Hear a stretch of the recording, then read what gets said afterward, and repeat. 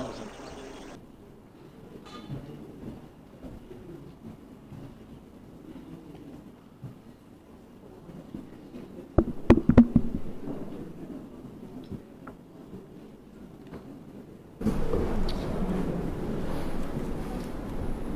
আসলে নবনির্বাচিত মাননীয় সংসদবৃন্দ, উপস্থিত সুধীবৃন্দ, সংসদ সদস্য নির্বাচিত হইয়া সশ্রদ্ধ চিত্তে শপথ বা দৃঢ়ভাবে ঘোষণা করিতেছি যে আমি যে কর্তব্যভার গ্রহণ করিতে যাইতেছি তাহা আইন অনুযায়ী ও বিশ্বস্ততার সহিত পালন করিব।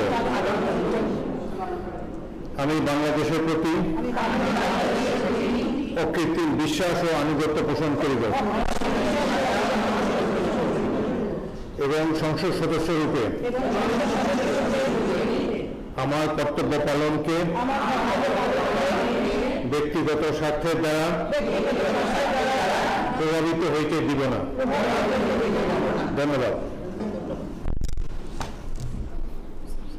ধন্যবাদ মাননীয় স্পিকার। আমি মাননীয় সংসদ সদস্যবৃন্দকে নিজ নিজ আসন দেওয়ার জন্য বিনীত অনুরোধ করছি।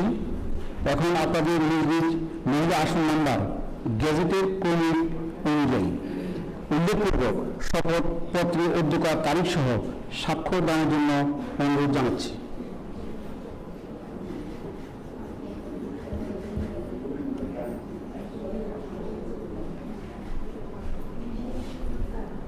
আমার